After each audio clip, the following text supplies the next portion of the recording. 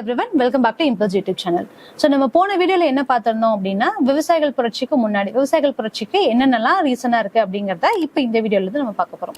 So முதல்ல சொன்ன மாதிரி நம்மளோட இம்பல்ஸ் யூடியூப் சேனல்ல இம்பல்ஸ் டெலிகிராம் சேனல்ல வந்து டிஎன்பிசி டெலிகிராம் சேனல்ல நம்ம ஃப்ரீ டெஸ்ட் சீரிஸ் கொடுக்குறோம், ஃப்ரீ கிளாஸஸ் கொடுக்குறோம் அப்படிங்கறத நம்ம சொல்லியிருந்தோம். ஸோ டைட்டில் மிஷன் குரூப் 4 அப்படிங்கிற டைட்டில் நம்ம ஃப்ரீ கிளாஸஸ் ப்ரொவைட் பண்றோம். ஸோ அதுல ஒரு பங்கா ஐஎன்எம் கிளாஸஸ் இப்போ நம்மளுக்கு எடுத்துட்டு இருக்கோம். இந்த ஐஎன்எம்ல நம்ம முதல்ல விவசாயிகள் புரட்சிகள் வரைக்கும் பார்த்துட்டோம், 3rd லெசன். ஸோ இப்போ அதோட கண்டினியூஷன் பார்க்கலாம். ஸோ விவசாயிகளின் புரட்சி, விவசாயிகளோட புரட்சி எதனால வருது அப்படிங்கறது நமக்கு ரீசன் பார்த்துட்டோம். விவசாயிகள் திரும்ப திரும்ப சுரண்டப்படுறாங்க, அதாவது கவர்மெண்ட் மூலியமா, அரசாங்கத்தின் மூலியமா, காலனி சமூகத்துல காலனி ஆதிக்கத்தின் மூலியமா அவங்க சுரண்டப்படுறாங்க. ஸோ அது மட்டும் இல்லாம வெறும் அரசு சுரண்ட மட்டும் இல்லாம போய் கிராம தலைவர்களும் அவங்க கூட இருக்கக்கூடிய மக்களே, ஜமீன்தாரர்கள், வட்டி கொடுக்கறவங்க, குத்தகைதாரர்கள், இவங்க எல்லாருமே வந்து விவசாயிகளை கண்டினியூஸா சுரண்டிட்டே இருக்காங்க. இது மூலமா இந்த புரட்சிகள் வெடிக்குது. சோ அப்படி என்னென்ன புரட்சிகள் வெடிக்குது அப்படிங்கறத நம்ம பார்க்கலாம். சோ விவசாயிகளின் புரட்சி வேளாண்மை முறையில பல மாற்றங்களை கொண்டு வந்திருக்கு அப்படிங்கறத நம்ம சொல்லிட்டோம். ஆங்கிலேய புரட்சி என்ன பண்ணிட்டாங்க அப்படின்னா, புதிய வேளாண்மை யுத்திகளால் பழைய வேளாண் முறைகள் மறைஞ்சு போச்சு. சோ அப்ப என்னென்ன யுத்திகள் கொண்டு வராங்க அப்படின்னா, நம்முடைய வேளாண் முறைகள் எப்படி இருக்கும் அப்படின்னு சொல்லி பார்த்தோம் அப்படின்னா, நிலம் சார்ந்ததா இருக்கும். சோ ஒரு நிலத்துல இப்ப நம்ம அதுல நம்ம நிறைய இடப்பெயர்வு முறை இருக்கும், படிக்கட்டு முறைகள் இருக்கும், சரி மாற்று முறைகள் இருக்கும். இந்த மாதிரி நிறைய முறைகள் நம்ம கொண்டு வந்துட்டு இருந்தோம். இதனால என்னவா இருந்துச்சு, நிலம் எந்த வகையிலுமே ஸ்பாயில் ஆகாம இருந்த நிலத்தையும் நம்ம பார்த்துட்டோம். அட் த சேம் டைம் நம்மளுக்கு வேணுங்கக்கூடிய வருவாய்களும் எடுத்துட்டோம். நம்மளுடைய விவசாயம் ரொம்ப செழித்து இருந்துச்சு. ஆனா இவங்க வந்ததுக்கு அப்புறம், பிரிட்டிஷர்ஸ் வந்ததுக்கு அப்புறம் என்னவா மாறுச்சு அப்படின்னு சொல்லி பார்த்தோம்னா, வெறும் பண நோக்கத்துக்காக மட்டுமே இருந்துச்சு. சோ மண்ணையோ சுற்றுச்சூழலையோ மனுஷங்களையோ யாரையுமே பாதிக்காம எல்லாத்துலயும் அவங்களுக்கு ப்ராஃபிட்டபிள் வேணும், ப்ராஃபிட்டா இருக்கணும், இல்ல ட்ரேடிங்க்கு, இல்ல ஏற்றுமதிக்கு, இந்த மாதிரியான விஷயங்களுக்கு மட்டுமே பார்க்கப்படுது. இது வந்து ஒரு முக்கியமான விஷயம். சோ அப்ப என்ன பண்றாங்க அப்படின்னா, பழைய வேளாண்முறை மாறிட்டு புதிய வேளாண்முறைகள் அவங்க கொண்டு வராங்க. இதனால என்ன ஆகுது அப்படின்னா, விவசாயிகளினுடைய உழைப்பு ஜமீன்தாரர்களால் சுரண்டப்படுது. எந்த அளவுக்கு அவங்களால முடியுமோ அந்த அளவுக்கு இவங்களுடைய உழைப்புகளை மட்டுமே திருடிக்கிறாங்க. எந்த விதமான ப்ராஃபிட்ஸும் விவசாயிகளுக்கு தர மறுத்துட்டாங்க. இதனால இப்படி ஒவ்வொரு வாட்டியும் அடக்கு முறைகள் ரொம்ப சப்ரஸ் பண்ணி ஒரு நாள் பூம்னு வெடிக்குது. சோ அது எப்போ அப்படின்னா, 1920 சென்ச்சுரிஸ்ல பாத்தீங்க அப்படின்னா, அதாவது விவசாயிகள் தங்களை சுரண்டல்ல இருந்து பாதுகாத்துக்கணும் அப்படிங்கிறதுக்காக எதிர்த்து நிக்கிறதுக்கு ஆரம்பிக்கிறாங்க. சோ எனக்கு இவ்வளவுதான் முடியும், இதுதான் என்னால செய்ய முடியும், இதை நீ பண்ணு அப்படின்னு சொல்லிட்டு ஆங்கிலேயர்களுக்கு எதிராக பல புரட்சி இயக்கங்களையும் கழகங்களிலும் ஈடுபடுறாங்க. சோ அதோட முக்கியமான ஒரு விஷயமா என்ன பாக்குறோம் அப்படின்னா, சாந்தல் கழகம். சாந்தல் கழகம் அப்படிங்கிறது எப்பன்னா 1855 to 1856. இதில் இருக்கக்கூடிய வருஷங்கள் ரொம்ப ரொம்ப இம்பார்ட்டன்ட். இப்ப நம்ம பார்க்கக்கூடிய புரட்சிகளும் ரொம்ப இம்பார்ட்டன்ட். எதனால அப்படின்னா, இப்படி ஒவ்வொரு கழகங்கள் வரும்போது பிரிட்டிஷர்ஸ் கிட்ட இருந்து ஒவ்வொரு சட்டங்கள் கொண்டு வரப்படாங்க. சாந்தர்கள் கிடைச்சா சாந்தர்களுக்குன்னு சொல்லி ஒரு சட்டம், ஒவ்வொரு சட்டமா உருவாக்கி அவங்களே பாதுகாத்து இந்த பிரச்சனையும் இல்லாம இருக்காங்க. சோ இதுலயும் பார்த்தோம் அப்படின்னா, எண்ட் ஆஃப் த டே இதெல்லாம் எதை சுத்தி இருக்கும் அப்படின்னா, ராஜ்மஹால் குன்றுகளை சுத்தி இருக்கும், பீகார், இந்த மாதிரி இருக்கக்கூடிய இடங்கள், அதாவது மலைவாழ் மக்களுக்கு தான் முதல் ட்ரைபல் பீப்புள் கிட்ட இருந்து தான் இஷ்யூஸ் வந்து ஸ்டார்ட் ஆகுது.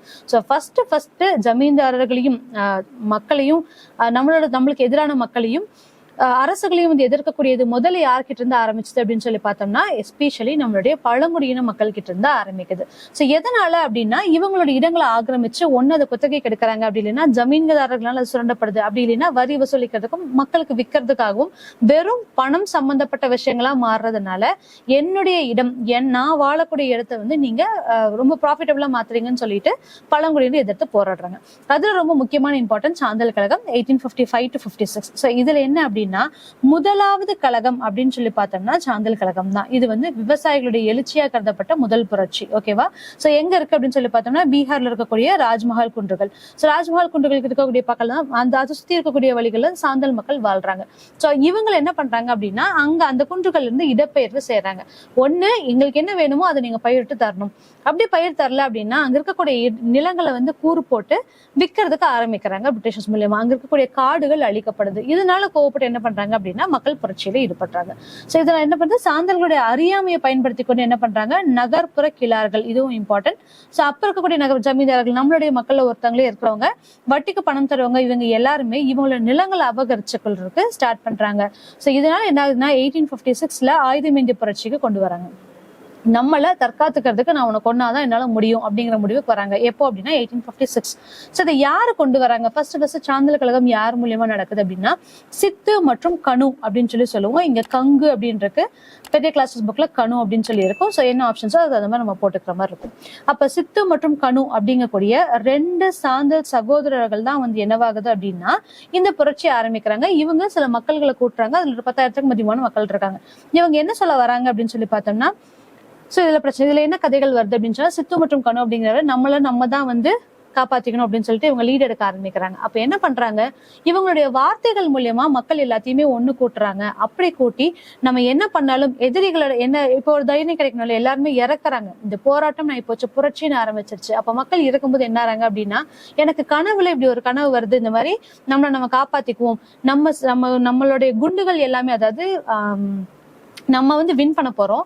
சோ பிரிட்டிஷர்ஸ் கிட்ட இருந்து அவங்க துப்பாக்கி கன் எல்லாம் வச்சிருக்காங்கல்ல, அவங்களுடைய குண்டெல்லாம் நீரா மாறிடும் அப்படிங்கிற மாதிரி எல்லாம் நம்மளோட ஹிஸ்டரி புக்ஸ்ல, அதாவது அபார்ட் ஃப்ரம் த புக்ல வந்து நம்மளோட ஸ்டோரிஸ் கொடுத்திருப்பாங்க.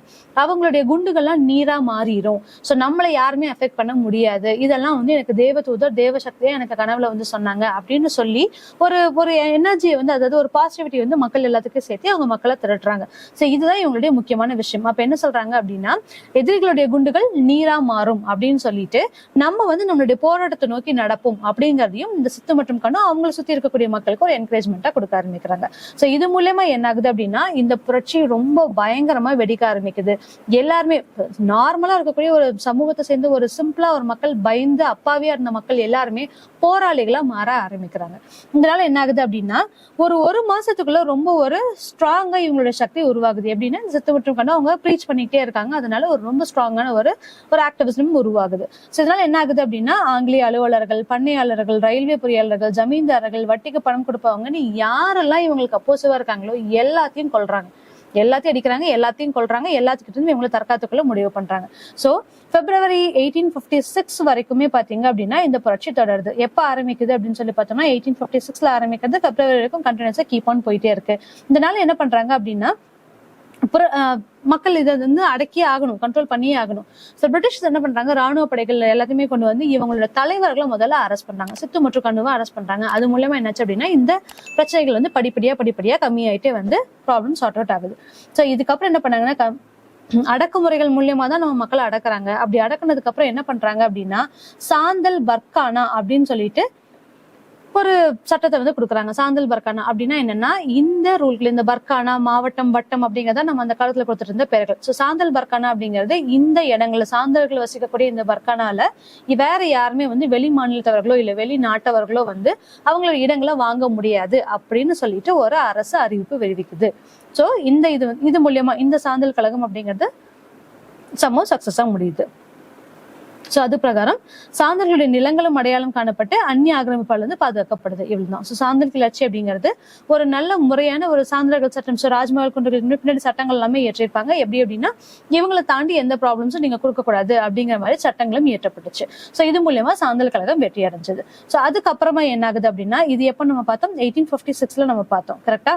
சோ அடுத்தது இண்டிகோ கழகம். ஒரு 3 வருஷத்துக்கு அப்புறம் மறுபடியும் பிரச்சனை. இங்க என்ன பிரச்சனை ஆகுது அப்படின்னு சொல்லி பார்த்தோம்னா, அங்க ராஜ்மஹால் குன்றுகள் பீகார், இங்க அதுக்கு கீழே வங்காளத்துல என்ன ஆகுது அப்படின்னா இண்டிகோ கழகம் ஒண்ணு உருவாகுது. சோ இந்த இண்டிகோ கழகம் அப்படிங்கிறது அவுரி புரட்சி அப்படின்னு சொல்லுவோம், 1859 to 60.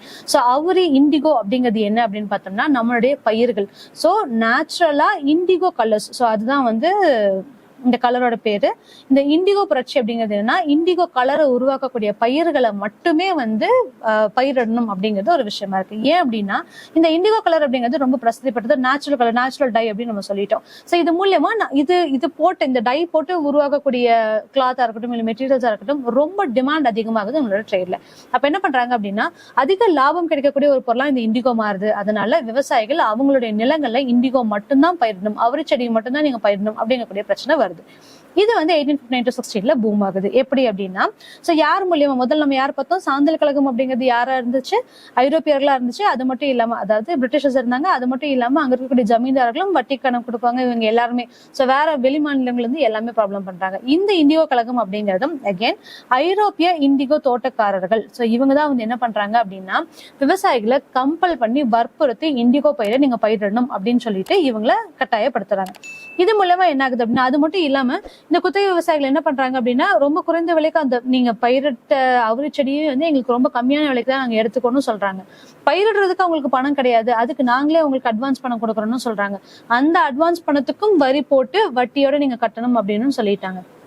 விளைவிக்கிறதையும் ரொம்ப கம்மியான அளவுக்கு அவங்க எடுத்துக்கிறாங்க. இதனால என்ன ஆகுதுன்னா, ஒரு பேசிக்கா ஒரு வாழ்வாதாரமே மக்கள் கிட்ட இருந்து இல்லாம போகுது. சோ இது மூலியமா இந்த புரட்சி வெளிப்படுது. சோ 1859ல செப்டம்பர் 1859ல திகம்பர் பிஸ்வாஸ் மற்றும் பிஷ்ணு சரண் பிஸ்வாஸ் இவங்க என்ன பண்றாங்க அப்படின்னா, நாடியா மாவட்டத்துல, நாடியானும் இருக்கும் நாதியானும் இருக்கும். சோ நாடியா மாவட்டத்தில் நடைபெற்ற கழகங்கள் வந்து ஐரோப்பிய பண்ணையாளர்களுடைய கடுமையான அடக்குமுறையில் கைவிடப்பட்டுச்சு. சோ இவங்க என்ன பண்றாங்கன்னா, திகம்பர் பிஸ்வாசும் விஷ்ணு சரண் பிஸ்வாஸ் அப்படிங்கிறவங்க வந்து இதுக்கு தலைமை ஏற்கிறாங்க.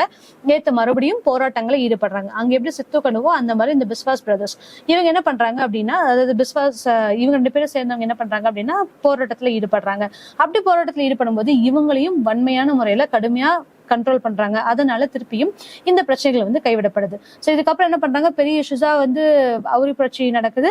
இது மூலியமாவும் என்ன பண்றாங்க அப்படின்னா, 1860ல ஒரு அவுரி ஆணையத்தை வெளிவிடுறாங்க. அது பிரகாரம் 1862ல ஒரு ஆக்டா மாறுது, சட்டமா மாறுது. சட்டம் பாகம் 6 வந்து உருவாக்குது அப்படின்னு சொல்லி சொல்றாங்க. அப்படி என்ன அப்படின்னா, ரொம்ப வற்புறுத்தி நீங்க இண்டிகோவை பயிரிடக்கூடாது அப்படின்னு சொல்லிட்டு. சோ இதுக்கு மாற்றா என்ன பண்ணிட்டாங்க அப்படின்னா, இந்த நேச்சுரல் டைக்கான டிமாண்ட் வந்து கம்மி பண்ணிட்டாங்க. ஸோ அப்போ என்ன ஆகுது, அப்போ வந்து சைனீஸ்ல ஜப்பான்ல வந்து பாத்தீங்க அப்படின்னா ஆர்டிபிஷியல் டைஸ்க்கு வந்து இம்பார்ட்டன்ஸ் கொடுக்க ஆரம்பிச்சாங்க. ஆர்டிபிஷியல் டை வந்ததுக்கு அப்புறம் எதுக்கு நம்ம இவங்க பின்னாடி இதுவே சுத்திட்டு இருக்கணும் அப்படிங்கிற ஒரு காரணத்தினால ஆர்டிபிஷியல் டைக்கு போயிட்டாங்க. அவரி செடி வந்து ப்ராப்ளம் சார்ட் அவுட் ஆச்சு. இது வந்து எப்ப நடக்குது அப்படின்னா 1860ல. இதுதான் ரீசன். ஸோ அப்போ அவருக்கு இம்பார்ட்டன்ஸ் கொடுக்காம மித்த எல்லா கலர்ஸ் மூலியமாவும் நம்ம டையிங் எடுத்துக்க முடியும் அப்படிங்கறத ரொம்ப லோ காஸ்ட்ல அவங்க எடுத்துக்க ஆரம்பிச்சிட்டாங்க. ஸோ இதனால இந்த அடக்குமுறைகளும் இந்த வன்முறைகளும் கம்மியாக ஆரம்பிச்சது. விவசாயிகள் இதுல இருந்து விடுவிக்கப்பட்டாங்க. ஸோ இது என்னென்ன முறைகள்ல இந்த மாதிரி விவசாயிகள் வந்து கஷ்டப்படுறாங்க அப்படிங்கறத திரும்ப திரும்ப என்ன பண்றாங்க அப்படின்னா, சோ இவங்க என்ன பண்றாங்க, அங்கிருந்து அவங்க மாறிட்டாங்க அப்படின்னு சொல்லி சொல்றோமா. சோ நிறைய அவங்க ப்ராப்ளம் ஃபேஸ் பண்றாங்க. அதனால என்ன பண்றாங்க அப்படின்னா, ஊரை விட்டு ஊர் வராங்க. சிலர் வந்து எதிர்க்க முடியாதவங்க வேற ஊருக்கு வராங்க. அப்படி வேற ஊர்ல குடியேறாங்க. பீகார் மற்றும் உத்தரப்பிரதேசத்துல குடியேறாங்க. வெறும் இந்த அவுரி பிரச்சனையை தாங்க முடியாத ஒரு ரீசன்னால. சோ இத இந்து தேச பக்தன் அப்படிங்கக்கூடிய ஒரு செய்தித்தாள்ல வந்து திரும்ப திரும்ப இவங்க என்னென்னலாம் கஷ்டங்கள் வெளிக்கொண்டு வராங்க, என்னென்ன கஷ்டங்கள் படுறாங்க அப்படிங்கிறது எல்லாத்தையுமே நம்ம வந்து இந்த இதுல பாக்குறோம். இந்து தேச பக்தன் அப்படிங்கக்கூடிய ஒரு செய்தித்தாள்ல பாக்குறோம். அது மட்டும் இல்லாம தீனபந்து மித்ரா இதுக்கு ரொம்ப முக்கியமான ஒரு பங்கு வகிக்கிறார். இவர் என்ன பண்றாரு அப்படின்னா, நீல் தர்பன். சோ நீல் தர்பன் அப்படிங்கிறது என்னன்னா ஒரு டிராமா. சோ நீலம் அப்படிங்கிறது அதை வந்து போர்ட்ரே பண்ற மாதிரி.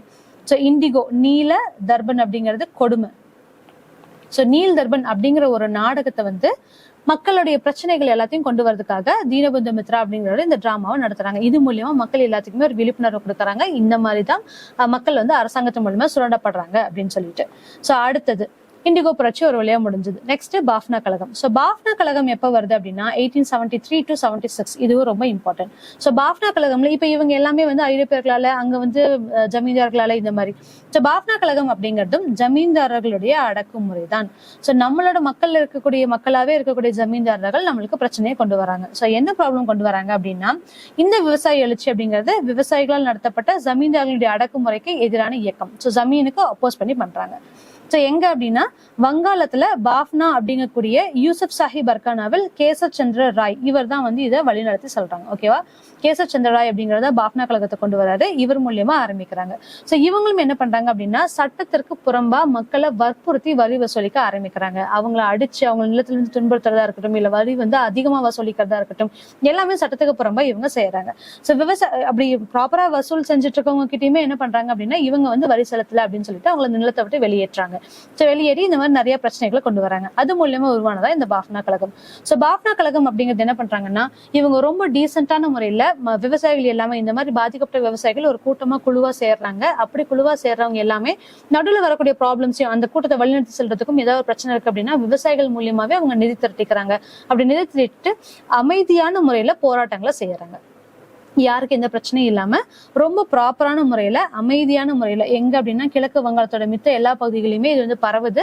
சோ அப்ப அமைதியான முறையில இவங்க கொண்டு வராங்க. விவசாயிகளிடமிருந்து நிதி திரட்டப்படுதுன்னு நம்ம சொல்லிட்டோம்.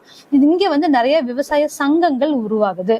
சோ இதுல ரொம்ப முக்கியமான விஷயமா என்ன அப்படின்னா, போராட்டத்தோட முதன்மை நோக்கமே சட்டத்தை எதிர்ப்பதாக இருந்துச்சு, வேற எதுவுமே கிடையாது. ஓகேவா, சோ இவங்க ரொம்ப அமைதியான முறையில தான் கொண்டு போகணும்னு சொல்லிட்டோம். இதுல என்ன ஒரே ஒரு விஷயம் நடக்குது அப்படின்னு சொல்லி பார்த்தோம்னா, அவங்க போலீஸ் ஸ்டேஷன் கிட்ட கம்ப்ளைண்ட்ஸ் இந்த மாதிரி போகும்போது மட்டுமே அதாவது அந்த விவசாயிகள் வந்து கண்ட்ரோல் பண்ணணும் அப்படின்னு நினைக்கும் போது மட்டும்தான் இது வந்து ஒரு குட்டியா ஒரு வன்முறையா வெடிக்குது. அது மட்டும் இல்லாம மித்தபடி வேற எந்த பிரச்சனையுமே நடக்கல. சோ ஜமீன்தார்களுடைய வீடுகளையோ கொள்ளையடித்ததாக சில நிகழ்வு மட்டும்தான் இருந்துச்சு. ரொம்ப பெருசா பாதிப்பு அப்படிங்கிறது யாருக்குமே இல்லை. இவங்க அமைதியான முறையில கொண்டு வராங்க. இதனால என்ன பண்றாங்க அப்படின்னா சட்ட விழிப்புணர்வு, அவங்களுடைய சட்ட உரிமைகளை வந்து மக்களுக்கு எடுத்துரைக்க ஆரம்பிக்கிறாங்க. சோ இது வந்து இதுல இருக்கக்கூடிய அட்வான்டேஜ். எல்லாமே ரூல் பிரகாரம் ப்ராப்பரா கொண்டு போகணும் அப்படிங்கிறது முக்கியமான விஷயம். சோ அமைதியான முறையில் இருக்கக்கூடிய வலிமையும் விழிப்புணர்வையும் வளர்த்து கொண்டது இந்த பாஃப்னா கழகத்தின் மூலியமா. எப்போ அப்படின்னா 1873 to 76 1873 to 76 யார் இதுக்கு தலைமை தாங்குறாங்க அப்படின்னா கேசப் சந்திர ராய். ஓகேவா? சோ அடுத்தது தக்கான கழகம். சோ தக்கான கழகம் அப்படிங்கிறது 1875. சோ தக்கானம் அப்படின்னா நம்ம தக்கான பீடபூமி நம்ம மார்க்ல பண்ணுவோம். சோ அப்படி பார்த்தோம் அப்படின்னா இது பூனா, மகாராஷ்டிரா அந்த ஏரியால இருந்து நம்மளோட இந்த பீடபூமி அப்படிங்கறத நம்ம மார்க் பண்றோம். சோ இந்த தக்கான கழகம் அப்படிங்கிறது 1875ல பூனால நடக்குது. இதுவும் ஒரு விவசாய கழகம் தான். சோ இங்க என்ன பண்றாங்க அப்படின்னா விவசாயிகள் ஒரு புரட்சி பண்றாங்க, தக்கான கழகம் சொல்றாங்க. ஏன்னா தக்காணத்துல இருக்கக்கூடிய விவசாயிகள் செய்யறது மூலியமா. சோ இவங்களுக்கு யாரு பாதிப்பு கொடுக்குறாங்க அப்படின்னு சொல்லி பார்த்தோம்னா நம்ம உள்ளூர் வட்டிக்காரர்கள், நம்ம உள்ளூர்லயே இருக்கக்கூடிய வட்டிக்காரர்கள் இவங்களுக்கு துன்புறுத்துறாங்க. சோ இதை வந்து அப்போஸ் பண்ணணும் அப்படிங்கிறதுக்காக இவங்க வந்து புரட்சிகளை ஆரம்பிக்கிறாங்க. முதல்ல ஒரு குட்டி கிராமத்துல இருந்து ஆரம்பிச்சு கடைசியா ஒரு 33 கிராமங்களுக்கு இது படிப்படியா ஒவ்வொரு இடத்துலயும் பரவுது. இப்ப விவசாயிகள் மார்வாரி சகுக்காரர்களுடைய சொத்துக்களை கொள்ளையடிக்கிறாங்க. சோ இதுதான் பிரச்சனை. உள்ளூர் விவசாயிகள் சொல்லிட்டாலும் உள்ளூர் வட்டிக்காரர்கள் சொல்லிட்டாலும் அவங்களுடைய சொத்துக்களை வந்து கொள்ளையடிக்கிறாங்க. சகுக்காரர் இங்கதான் வந்து என்ன அப்படின்னா சகுக்காரர்கள் காவலர்களோட உதவியை நாடிய போது போராட்டம் வன்முறையாக மாறுது. இங்கேயுமே வந்து நம்ம பிரிட்டிஷர்ஸோட இப்ப உள்ளூர் பிரச்சனைகளுக்கு மக்களுக்குள்ள மக்கள் சண்டை வருது. இவங்க போலீஸ் ஸ்டேஷன் போய் அவங்க கிட்ட இருந்து உரிமை வாங்கும்போது திருப்பி வன்முறையா மாறுது. அது வரைக்கும் ஒரு ப்ராப்பரா சின்ன அவங்களுடைய உரிமைகளை கோரக்கூடிய விஷயமா மட்டுமே இருக்கு. சோ இதை என்ன பண்றாங்க அப்படின்னா இது மூலியமா இதுவும் அப்புறம் பின்னாடி ஒரு வன்முறையா மாறிடுச்சுன்னு சொல்லிட்டாங்க. அதனால என்ன பண்றோம் அப்படின்னா ராணுவம் மூலியமா இது கண்ட்ரோல் பண்ணப்படுதுன்னு சொல்லிட்டோம்.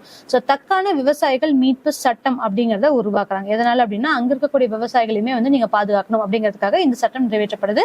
சோ என்னென்ன ப்ராப்ளம் இருக்கோ விவசாயிகளுடைய குறைகள் வந்து தீர்க்கப்படுது. சோ இதோட தக்கான கழகம் முடியுது. தக்கான கழகம் 1875. இதுல இருக்கக்கூடிய இயர்ஸ் எல்லாம் ரொம்ப ரொம்ப இம்பார்ட்டன்ட். திரும்ப திரும்ப கேட்பாங்க. முதல்ல புரட்சிகள் அப்படிங்கிறது விவசாயிகள் புரட்சியா இருக்கு. அதுலயும் முக்கியமா பழங்குடியின புரட்சிகளா இருக்கு.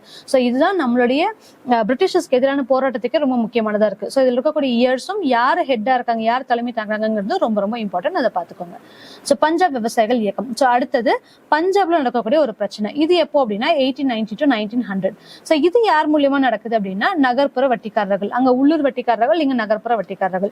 சோ இவங்க என்ன பண்றாங்க அப்படின்னா கடனை வாங்கிட்டு திருப்பி செலுத்த முடியாத விவசாயிகளை திருப்பியும் அவங்க ஃபோர்ஸ் பண்றாங்க, ப்ரெஷர் பண்றாங்க, தவறான முறைகளை அவங்க ப்ராப்ளம் கிரியேட் பண்றாங்க, அடக்கு முறைகளை கொண்டு வராங்க. இந்த மாதிரியான நிறைய பிரச்சனைகள் இவங்களுக்கும் வருது. சோ அப்போ இதுல என்ன ஆகுது அப்படின்னா மக்களுக்கு பிரச்சனை ஆகுது. ஆனா பிரிட்டிஷர்ஸ்க்கு இதுல இருக்கக்கூடிய ரொம்ப முக்கியமான விஷயம் என்னன்னா பஞ்சாப்ல இந்த ப்ராப்ளம் நடத்துறதுக்கு இவங்க விரும்பல. மித்த எல்லா இடங்களையும் அமைதியா இருந்தாலும் பஞ்சாப் ரொம்ப முக்கியமானதா இருக்கு. எதனால அப்படின்னா அந்த ஊர்ல இருந்துதான் ராணுவத்துக்கு மக்கள் தேடிட்டு இருந்தாங்க. சோ நம்மளுக்கு நல்லாவே தெரியும் பஞ்சாப் அப்படின்னு சொல்லி பார்த்தோம் அப்படின்னாலே அங்க வீரத்துக்கு செலுத்தவர்கள் அப்படின்னு சொல்லி இருந்துச்சு. சோ அதிகமா எல்லாருமே தல்வாரோட இருப்பாங்க அப்படிங்கிறது நம்மளோட ஐதீகம், நம்மளுக்கு தெரிஞ்ச ஒரு விஷயம். சோ அங்கதான் நம்ம என்னெல்லாம் பார்த்தோம், ஆபரேஷன் ப்ளூ ஸ்டார் அப்படிங்கறதெல்லாம் இருக்கு. ஆபரேஷன் ப்ளூ ஸ்டார் என்ன அப்படிங்கறதையும் நீங்க கமெண்ட்ல பாருங்க. இது சும்மா அவுட் ஆஃப் த பாக்ஸ் நான் உங்களுக்கு சொல்றேன். சோ அந்த மாதிரி தல்வார்கள் வச்சிருக்காங்க. சோ பஞ்சாப் அப்படிங்கிற மக்கள் ரொம்ப வீரம் சேர்ந்தவங்களா இருப்பாங்க. அப்ப ராணுவத்துக்கு அதிகமா மக்கள் எங்க இருந்து எடுக்கப்படுறாங்க அப்படின்னு சொல்லி பார்த்தோம்னா பஞ்சாப்ல இருந்து. அப்ப இதுல யாருக்கு பிரச்சனை வருது அப்படின்னு சொல்லி பார்த்தோம்னா எண்ட் ஆஃப் த டே பிரிட்டிஷர்ஸ்க்கு ப்ராப்ளம் வருது. எதனால அப்படின்னா பஞ்சாப் மக்கள் ஒன்னோட ஒன்னா இந்த உள்ளூர் புரட்சிகளை ஈடுபடுறாங்க அப்படிங்கும்போது அவங்களுக்கான செக்யூரிட்டி, அவங்களுக்கான பாதுகாப்பு இல்லாம போகுது. சோ அதனால என்ன பண்றாங்க அப்படின்னா முதல்ல இந்த ப்ராப்ளம் ரொம்ப ஈஸியா சீக்கிரமா சார்ட் அவுட் பண்ணும் அப்படிங்கறதுக்காக பிரிட்டிஷர்ஸ் உள்ள வராங்க. சோ அப்போ 1900ல பஞ்சாப் நில உரிமை மாற்று சட்டம் அப்படிங்கறத நிறைவேற்றப்படுது. இது மூலமா என்ன பண்றாங்க அப்படின்னா அவங்களுக்கான நிலங்களா இருக்கட்டும், வரிகளா இருக்கட்டும், எல்லா முறைகளையுமே ரொம்ப சீரா கொண்டு வராங்க. எல்லாத்தையுமே ப்ராப்பரா ஆர்கனைஸ் பண்றாங்க. இது மூலமா பஞ்சாப்ல ப்ராப்ளம் சார்ட் அவுட் பண்றாங்க. சோ இதுல ஒரு 3 பிரிவா பிரிக்கிறாங்க. அது என்ன அப்படின்னு சொல்லி பார்த்தோம்னா பஞ்சாப் மக்கள் விவசாயிகள், சட்ட அங்கீகாரம் பெற்ற விவசாயிகள், வட்டி கடைக்காரர்கள் உட்பட அப்படின்னு சொல்லிட்டு இந்த மக்கள் வந்து 3 வகையா பிரிக்கிறாங்க. இதுல முதல் பிரிவு மக்கள் கிட்ட இருந்து 2 பிரிவு மக்களும் நிலத்தை விற்பது மற்றும் மடமானம் வைப்பது இது எல்லாமே வந்து கட்டுப்பாடுகளை விதிக்கப்படுது. சோ அவங்களோட ரூல் பிரகாரம் தான் நீங்க வாங்குறதும் விற்கிறதும் எல்லாமே கொண்டு வரும். ஏன் அப்படின்னா பஞ்சாப்ல ப்ராப்ளம் சார்ட் அவுட் பண்ணணும் அப்படிங்கறனால பஞ்சாப் நில உரிமை மாற்று சட்டம் கொண்டு வந்துட்டாங்க 1900. சோ இந்த மாதிரி பஞ்சாப் விவசாயிகள் இயக்கமும் முடிவுக்கு கொண்டு வருது. அடுத்தது சாம்ரான் சத்தியாகிரகம். ஸோ சாம்ரான் சத்தியாகிரகம் அப்படிங்கிறது என்னன்னா 1917 to 1918 ஆல்மோஸ்ட் 20th சென்ச்சுரிக்குள்ள நம்ம உள்ள வந்துட்டோம். ஸோ இதுல இப்ப யாரு முக்கியமா வராங்க அப்படின்னு சொல்லி பார்த்தோம்னா, நம்ம முதல்ல நம்மளுக்கு தெரிஞ்ச ஒரு ஸ்டோரி, சும்மா குட்டி ஸ்டோரி, ஸோ ரீகேப் மாதிரி. ஸோ காந்தியடிகள் என்ன பண்றாங்க அப்படின்னா, குஜராத்ல இருக்காங்க. குஜராத்ல இருந்து அவங்க சவுத் ஆப்பிரிக்கா போறாங்க. தென்னாப்பிரிக்கால அவங்க ஒரு கோர்ட் விஷயத்துக்காக போறாங்க. திருப்பியும் அங்க வந்து அவங்க ரயில் நிலையங்கள்ல இருந்து இறக்கப்படுறாங்க அப்படிங்கிறதெல்லாம் பார்த்தோம். அப்ப தென்னாப்பிரிக்கால வந்து அவங்க ஒரு ப்ராப்ளம் ஃபேஸ் பண்ணிட்டு அங்க ஒரு சார்ட் அவுட் பண்ணிட்டு ஒரு புரட்சியை மேற்கொண்டுட்டு திருப்பியும் இது வந்து கொஞ்சம் பிரசித்தி பெற ஆரம்பிக்குது. சவுத் ஆப்பிரிக்கால நம்மளோட இந்தியர் ஒருத்தர் போய் இந்தியர்களுக்கான சலுகைகளை வாங்கி தராரு அப்படிங்கிறது மூலியமா காந்தியடிகள் அப்படிங்கக்கூடிய ஒருத்தர், காந்தி மோகன்தாஸ் கரம்சந்த் காந்தி அப்படிங்கிற ஒரு மனுஷர் வந்து இந்தியாவில புகழ் பெறாங்க. சோ அப்படி அவங்க தென்னாப்பிரிக்கால இருக்கக்கூடிய ப்ராப்ளம்ஸ் சார்ட் அவுட் பண்ணிட்டு மறுபடியும் இந்தியாவுக்கு வராங்க. இந்தியாவுக்கு எதனால வராங்க அப்படின்னு சொல்லி பார்த்தோம்னா, இங்க இருக்கக்கூடிய ஒரு மன்னர் வந்து ஒரு மனுஷர் வந்து என்ன பண்றாரு அப்படின்னா, சாம்ரான்ல ஒரு பிரச்சனை நடக்குது, நீங்க வந்து சார்ட் அவுட் பண்ணுங்க. ஏன் அப்படின்னா மோகன்தாஸ் கரம்சந்த் காந்தி, MK காந்தி அப்படிங்கிறவரு ஒரு லாயர், சோ சட்டம் படிச்ச ஒரு மனிதர். அது மூலியமா தான் அவர் அங்கேயும் போய் ப்ராப்ளம் சார்ட் அவுட் பண்றாரு. சோ இந்த விஷயம் தெரிஞ்சுட்டு திருப்பி என்ன பண்றாங்க அப்படின்னா, இந்தியாவுக்கு நீங்க வரணும், இந்தியாவில நிறைய இஷ்யூஸ் போயிட்டு இருக்கு அப்படின்னு சொல்லிட்டு சாம்ரான் சத்தியாகிரகம் மூலியமா இந்தியாவுக்கு நம்ம உள்ள அழைக்கிறோம். சோ காந்தி எப்போ இந்தியாவுக்கு வந்தாங்க அப்படின்னு சொல்லி பார்த்தோம்னா 1950 to 1960 இந்த பீரியடுக்குள்ள அவர் உள்ள வராரு. அப்படி உள்ள வரும்போது முதல்ல அவர் பார்க்கக்கூடிய ஒரு ப்ராப்ளம், ஒரு ஹெட் எடுக்கக்கூடிய ஒரு பிரச்சனை என்ன அப்படின்னு சொல்லி பார்த்தோம்னா சாம்ரான் சத்தியாகிரகம். சோ சாம்ரான் சத்தியாகிரகம் அப்படிங்கிறது யாருனால ப்ராப்ளம் வருது அப்படின்னு சொல்லி பார்த்தோம்னா, ஐரோப்பிய பண்ணையாளர்கள் மூலியமா. இந்த ஐரோப்பிய பண்ணையாளர்கள் பீகார் மாநிலத்தில் இருக்கக்கூடிய சாம்ரான் அப்படிங்கிற இடத்துல சட்டத்துக்கு புறம்பா மனுத்தன்மையற்ற முறையில மிகவும் நியாயமற்ற முறையில அவுரி சாகுபடியை கொண்டு வராங்க. ஸோ நம்ம 1859 to 60 அவுரி பிரச்சனை பார்த்தோம். திருப்பியும் பீகார்ல சாம்ரான் அப்படிங்கக்கூடிய இடத்துல. ஸோ பீகார் எங்க இருக்கு? ஸோ இது நம்மளோட மேப்பு, இது மேப்பா கன்சிடர் பண்ணிக்கோங்க. சோ இந்த இடத்துல பீகார் இருக்கு, இங்க சிக்கிம், இங்க வந்து பீகார் இருக்கு. சோ இங்கதான் வந்து சாம்ரான் சத்தியாகிரகம், கேடா சத்தியாகிரகம் இது எல்லாமே இங்கதான் நடக்குது. ஓகேவா? சோ இங்க என்ன பண்றாங்க அப்படின்னா, அப்ப அங்க இருக்கக்கூடிய பீகார்ல இருக்கக்கூடிய ப்ராப்ளம் வந்து அவுரி சாகுபடி, மறுபடியும் வந்து அவுரி நீங்க பயிர்விக்கணும் அப்படிங்கக்கூடிய ப்ராப்ளம் வருது. சோ இதை வந்து சார்ட் அவுட் பண்றதுக்காக, இந்த பிரச்சனைகள் வந்து பாக்குறதுக்காக காந்தியை வந்து உள்ள கூப்பிடுறாங்க. யாருன்னா சுக்லாஜி அப்படின்னு சொல்லிட்டு ஒருத்தர் இருப்பார். சோ அவர் தான் வந்து என்ன பண்றாரு அப்படின்னா, நீங்க சாம்ரானுக்கு வரணும், இந்த ப்ராப்ளம் சார்ட் அவுட் பண்ணி தரணும் அப்படின்னு சொல்லி ஒரு ரெக்வஸ்ட் வைக்கிறாங்க. அதுக்காக காந்தி உள்ள வர்றாங்க. அப்ப என்ன சொல்றாங்க அப்படின்னா, அவுரி சாகுபடியாளர்கள் தங்களோட மொத்த நிலத்துல 3 பங்குல அவுரி செடியை நீங்க கொண்டு வரணும் அப்படின்னு சொல்லி கொண்டு வராங்க. அப்படி இல்ல, அப்படி அவுரி செடி நீங்க வளர்த்தது ஓகே, 3 பங்கு தான் ஓகே, நாங்க செய்யறோம் அப்படின்னு சொல்லி சொன்னாலும், இதையும் என்ன பண்றாங்க அப்படின்னா, ஐரோப்பியர்கள் அவங்க என்ன ரேட்டுக்கு வந்து பிக்ஸ் பண்றாங்களோ அந்த ரேட்டுக்கு தான் நீங்க தரணும் அப்படிங்கிற ஒரு இஷ்யூ கொண்டு வராங்க. அது மட்டும் இல்லாம எல்லாமே திருப்பியும் விவசாயிகள்கிட்ட இருந்து சுரண்டுற மாதிரியே இருக்கு. சோ இது ஒரு பிரச்சனையா இருக்கு. சாம்ரான் தீன் காதியா அப்படின்னு ஒரு ரூல். இது என்ன ரூல் அப்படின்னா, ஐரோப்பியர்கள் என்ன விலைக்கு நம்ம கொடுக்குறாங்களோ அந்த விலைக்கு தான் அவங்க வாங்கிக்கணும், அந்த விலைக்கு மட்டும்தான் அவங்க திருப்பி தரணும் அப்படிங்கக்கூடிய ஒரு கட்டாயம். இதுதான் வந்து சாம்ரான் தீன் காதியா அப்படின்னு சொல்ற முறையில நடைமுறையில இருக்கு. இதனால என்ன ஆகுது அப்படின்னா, ஐரோப்பிய பண்ணையாளர்கள் வந்து ரொம்ப சட்டவிரோத முறையில வந்து பணம் வாங்குறதா இருக்கட்டும், இல்ல இவங்க கிட்ட இருந்து அடக்குமுறைகளா இருக்கட்டும், இது எல்லாமே செய்யறாங்க. சோ இப்போ மகாத்மா காந்தி உள்ள வராரு. சோ உள்ள வந்து என்ன பண்றாங்க அப்படின்னா, இந்த பிரச்சனைகள் என்ன அப்படிங்கறத சார்ட் அவுட் பண்ணிட்டு 1918 சாம்ரான் விவசாய சட்டம் நிறைவேற்றப்பட்டது. சோ அவரு சட்ட ரீதியா என்னென்ன சலுகைகள் மக்களுக்கு வழங்க முடியும் அப்படிங்கறத பார்த்து ஃபர்ஸ்ட் சக்சஸ்ஃபுல் கேஸ் அப்படின்னு சொல்லி பார்த்தோம்னா நம்மளோட காந்திக்கு சோ சாம்ரான் அப்படிங்கிறது தான். சோ இதுக்கப்புறம் என்னவாகுது அப்படின்னா, அடுத்த ஒரு பிரச்சனைல வராங்க, கேடா சத்தியாகிரகம், அதுக்கப்புறம் அகமதாபாத் மில் ஸ்ட்ரைக். சோ இதெல்லாம் அவர் பாடுறதுக்கு அப்புறம் ஒரு தலைவரா உருவாகுறாங்க. இந்த கேடா சத்தியாகிரகம் சோ அடுத்த நம்ம பாக்குறோம். சோ கேடா சத்தியாகிரகம் அடுத்தது வருது. சோ இங்கேயும் ஒரு போராட்டத்துக்கு அவர் தலைமை தாங்குறாரு. அந்த தலைமை தாங்கக்கூடியது என்ன அப்படின்னு சொல்லி பார்த்தோம்னா, சோ கேடா சத்தியாகிரகம் 1918 நடக்குது. அதுக்கப்புறம் இங்க வந்து 1917 to 78 சாம்ரான் சத்தியாகிரகம், அதை முடிச்சுட்டு கேடா சத்தியாகிரகம் வராங்க. இந்த கேடா அப்படிங்கிறதும் பீகார்ல இருக்கக்கூடிய ஒரு பிரச்சனை தான். சோ இங்க என்ன அப்படின்னா, பஞ்சத்தோட காரணமா விவசாயம் நடக்கல, ஆனா நிலவரி மட்டும் நீங்க வசூலிச்சே ஆகணும், நிலவரி மொத்தமும் விவசாயிகளுக்கு கொடுத்தே ஆகணும் அப்படிங்கக்கூடிய ஒரு கட்டத்துல தள்ளப்படுறாங்க. இதனால விவசாயிகள் என்ன பண்றாங்க அப்படின்னா, வரி கொடா இயக்கத்தை தொடங்குறாங்க. வரி நாங்க பே பண்ண முடியாது, ஏன்னா எங்க கிட்ட வரி இல்ல அப்படிங்கறத அவங்க கொண்டு வராங்க. சோ இதனால என்ன ஆகுது அப்படின்னா, கம்ப்ளீட்டா ஃபுல்லா போராடுறாங்க. இந்த இடத்துல திருப்பியும் காந்தி வந்து இங்க சப்போர்ட் பண்ணி மக்களுக்கான நியாயங்களை எடுத்து வச்சு அவங்களுக்கு சொல்றாங்க. இந்த இடத்துல சர்தார் வல்லபாய் பட்டேல் அப்படிங்கிறவரு ஒரு சுதந்திர போராட்டத்தோட முக்கியமான தலைவரா உருவாகிறாரு. எதனால அப்படின்னா, இவருடைய வழிகாட்டல் பேர்லயும் இந்த வரிகொடா இயக்கமா இருக்கட்டும், இல்ல போராட்டங்களா இருக்கட்டும் நடக்க ஆரம்பிக்குது. அப்போ காந்தியும் வல்லபாய் பட்டேலும் மீட் பண்ணக்கூடிய ஒரு இடமா வந்து இந்த கேடா சத்தியாகிரகம் அப்படிங்கிறதும் இருக்கு. ஓகேவா? சோ இங்க என்ன பண்றாங்க அப்படின்னா, விவசாயிகளுக்கு கூடிய எந்த பிரச்சனைகளும் நீங்க எப்படி ஃபேஸ் பண்ணீங்கன்னா, ஆல்ரெடி சக்சஸ் ஆயிட்டாரு சாம்ரான்ல, சோ அது இன்னும் எக்ஸ்பீரியன்ஸ்டா இந்த மாதிரி லீட் பண்ணுங்க அப்படின்னு சொல்லிட்டு காந்தி வந்து இந்த கேடா சத்தியாகிரகம்லயும் பாத்தீங்க அப்படின்னா வெற்றி அடைஞ்சிடுறாங்க. ஓகே, சோ எங்க இருக்கு அப்படின்னா, இது சாம்ரான். சாந்தல் கிளர்ச்சி இங்க இருக்கு, எங்க அப்படின்னா ராஜ்மஹால் குன்றுகள். சோ இதை சுத்தி இருக்கக்கூடிய இடத்துல சாந்தல் கிளர்ச்சி. இண்டிகோ கழகமும் 1859 to 60 இங்கதான் நடக்குது. பாஃப்னா கழகமும் வந்து பாத்தீங்க அப்படின்னா வங்காளத்துல நடக்குது. சோ எல்லாமே இந்த ஏரியாவை சுத்தி தான் நடக்குது. சோ அதுக்கப்புறம் பாத்தீங்க அப்படின்னா கேடா, பர்தோலி, தக்காணம். ஸோ சாம்பரான் முடிச்சுட்டு பீகார்ல இருந்து முடிச்சுட்டு திருப்பி குஜராத்துக்கு போறாங்க. குஜராத்ல கேடா சத்தியாகிரகம் நடக்குது. ஓகேவா? ஸோ தக்கான கழகம் அப்படிங்கிறது இதுதான் நம்மளோட தக்கான இதுன்னு நம்ம பார்த்துட்டோம், ட்ரையாங்கிள் பார்த்துட்டோம். ஸோ அந்த ட்ரையாங்கிள் தக்கான கழகம் நடக்குது. இது எங்க அப்படின்னு பார்த்தோம்னா பூனேல நடக்குது. ஸோ அதே மாதிரி பர்தோலி இயக்கம், இது எல்லாமே இங்க நடக்கக்கூடிய ஒரு இஷ்யூவா இருக்கு. அடுத்தது மாஃப்லா கிளர்ச்சி. ஸோ மாஃப்லா கிளர்ச்சி இது வரைக்கும் நம்ம என்னவா பார்த்தோம் அப்படின்னா எல்லாமே வந்து நார்தர்ன் சைட்ல இருக்கக்கூடிய இஷ்யூவா இருந்துச்சு. இப்போ அடுத்தது தென்னிந்தியாவிலும் சில பிரச்சனைகள் வருது. அது என்ன அப்படின்னு சொல்லி பார்த்தோம்னா மாஃப்லா புரட்சி. ஸோ மாஃப்லா புரட்சி அப்படிங்கிறது என்ன அப்படின்னா 1921. ஸோ ஃபர்ஸ்ட் இந்த மாஃப்லா யாரு, மாஃப்லா அப்படிங்கிறது எங்க இருந்து வராங்க அப்படிங்கறத நம்ம இதுல பார்க்கலாம். ஸோ சும்மா ஒரு விஷயம் நான் சொல்லிடுறேன். ஸோ மாஃப்லாக்கள் அப்படிங்கிறவங்க யாரு அப்படின்னா நம்ம முதல்ல அரேபியர்களுக்கும் இந்துக்களுக்கும் நடுவில் ஒரு ட்ரேடிங் நல்லாவே ப்ராப்பரா போயிட்டு இருந்துச்சு. எப்போ சேர நாட்டு மக்கள், அதாவது சேர மன்னர்களும் சோழ மன்னர்களும் ஆண்டுட்டு இருந்த புதுசுல வந்து பாத்தீங்க அப்படின்னா அரேபியால இருந்து நம்ம இறக்குமதிகள் செஞ்சுட்டு இருந்தோம். ஸோ நம்ம சொன்ன மாதிரி அரேபியால இருந்து குதிரைகள் இல்ல தங்கமா இருக்கட்டும் எல்லாமே வெளிநாடுகள் இருந்து இறக்குமதி செஞ்சுட்டு இருந்தோம். அப்படி இந்த மாஃப்லா அப்படிங்கிறவங்க யாரு அப்படின்னா அரேபியால இருந்து இந்தியாவில குடிபெயர்ந்த முஸ்லிம்கள்.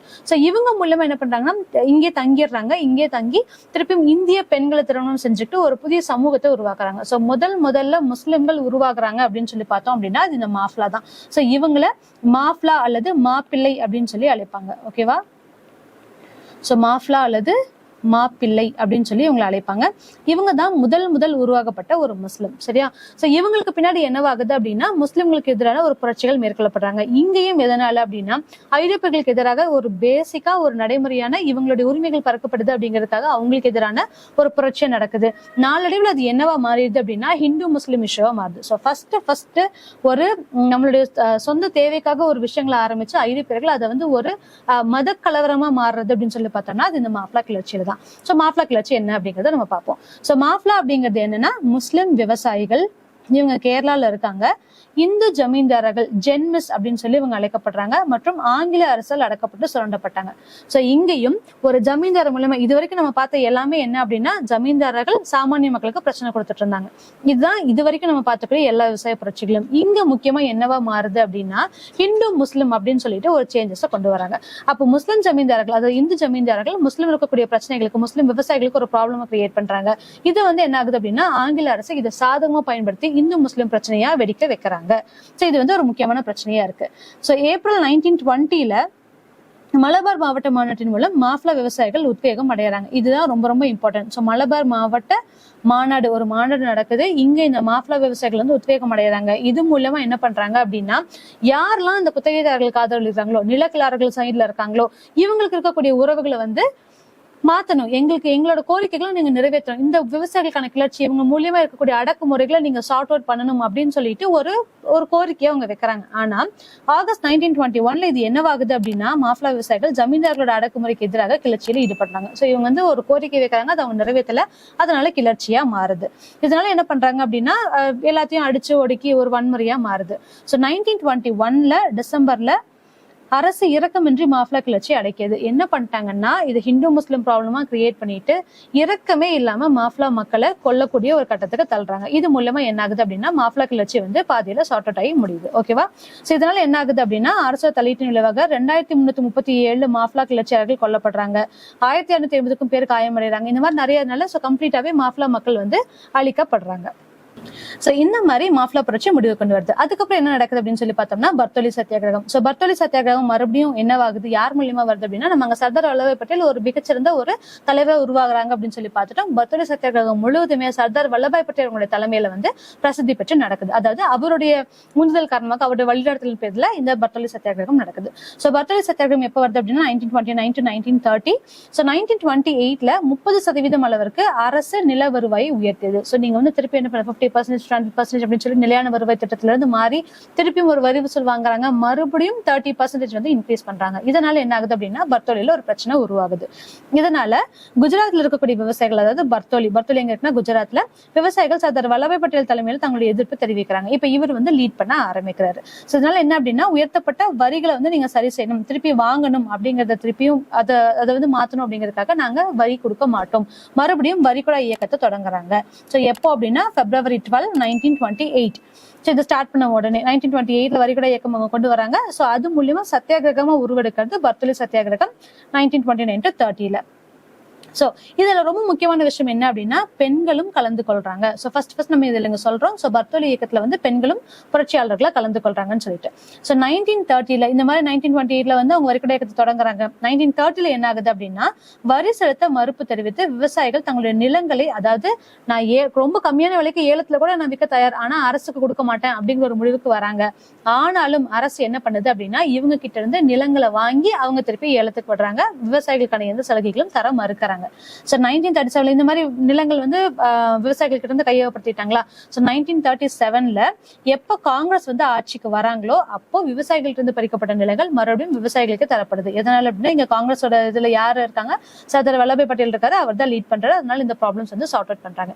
இந்த மாதிரி ஒவ்வொரு காலகட்டத்துக்கு ஏற்ப ஒவ்வொரு விவசாயிகள் புரட்சி அதுக்கு தகுந்த மாதிரி அதிகரிச்சுட்டே வருது. அவங்களுடைய சார்ட் அவுட்ஸ் என்ன அப்படிங்கறத நம்ம பார்த்தோம். சோ முதல்ல ஒரு புரட்சி ஆரம்பிக்குது அப்படின்னா அது விவசாயிகள் கிட்ட இருந்து தான் ஆரம்பமாகுது. அதுலயும் பழங்குடியின மக்கள் கிட்ட இருந்தா ஆரம்பமாகுது அப்படிங்கறது இந்த லெசன் மூலமா நம்ம தெரிஞ்சுக்கலாம். சோ இதுல நம்ம என்னென்ன பார்த்தோம் அப்படிங்கிறதுக்கான ஒரு ரீகாப். சோ ஆங்கில அரசானது இந்தியாவுடைய பழமையான வேளாண் முறையை மற்றும் நிலவரவை கொள்கையும் ஏற்றுக்கொள்ளவில்லை. அவங்க புதுசா ஒண்ணு இன்ட்ரோடியூஸ் பண்றாங்க, அது மூலமா நிறைய பிரச்சனைகள் வருதுன்னு சொல்லிட்டாங்க. நெக்ஸ்ட் கார்ன்வாலிஸ் பிரபு 1793ல ஒரு நிலையான நிலவர திட்டத்தை கொண்டு வராங்க. இதுதான் என்ன அப்படின்னு சொல்லி பார்த்தோம்னா ஜமீன்தாரி முறை அப்படிங்கிறது வருது. மஹல்வாரி முறை அப்படிங்கிறது ஹோல்ட் மெக்கன்சி மூலமா இன்ட்ரோடியூஸ் பண்றாங்க. சோ ஜமீன்தாரி முறைக்கு அடுத்த நடவடிக்கை அப்படின்னு சொல்லி பார்ப்போம். சோ ராஜ்மஹால் குன்றுகளுக்கு பக்கத்துலதான் வந்து அதிகமா ப்ராப்ளம்ஸ் நடக்குது. சாந்தல் கிளர்ச்சி உருவாகுது. தீனபந்து மித்ரா அப்படிங்கிறவர் என்ன பண்றாங்க அப்படின்னா நீல் தர்பன் அப்படிங்கிற நாடகத்தை வங்க மொழியில எழுதுறாங்க. சோ இது ரொம்ப ரொம்ப இம்பார்ட்டன்ட் வங்க மொழி அப்படிங்கிறது. சோ இது எதனால அப்படின்னா அவரி புரட்சியை வந்து சார்ட் அவுட் பண்றதுக்காக. அடுத்தது பூனா மாவட்டத்துல பார்த்தோம் அப்படின்னா விவசாயிகள் 1875ல ஒரு கழகத்தை கொண்டு வராங்க. அது தக்கான கழகம் அப்படின்னு சொல்லி அழைக்கப்படுது. பஞ்சாப் விவசாயிகள் பிரச்சனை எப்ப வருது அப்படின்னா 1900ல பஞ்சாப் நில உரிமை சட்டம் நிறைவேற்றப்படுது. அது மூலமா பஞ்சாப் விவசாயிகள் பிரச்சனை அடங்குது. சோ ஆகஸ்ட் 1921ல மாஃப்லா கிளர்ச்சிகள் நடக்குது. இது வந்து விவசாயிகளுக்கு எதிரான ஜமீன்தார்களுக்கு எதிரான இந்து முஸ்லிம் போராட்டமா வந்து இது மாறுது. சோ பர்தோலில் நடக்கக்கூடிய குஜராத் விவசாயிகள் பிரச்சனை வல்லபாய் பட்டேல் தலைமையில வந்து எதிர்ப்புன்னு தெரிவிக்கிறாங்க அப்படிங்கிறது இதில் இருக்கக்கூடிய ஒரு ரீகேப். சோ அடுத்தது நம்ம என்னென்ன வீடியோஸ் பார்க்க போறோம் அப்படிங்கறது நீங்க கண்டினியூஸா பாருங்க. இதுல 8th ஸ்டாண்டர்ட்ல என்னென்ன முக்கியமான லெசன்ஸ் இருக்கு, இது ஐஎன்எம்ல இருந்து என்னென்ன மாதிரியான क्वेश्चंस மூலமா கேட்பாங்க அப்படிங்கறத நம்ம இந்த வீடியோஸ்ல அப்டேட் பண்ணிட்டு இருக்கோம். சோ கீப் வாட்சிங் us. Thank you.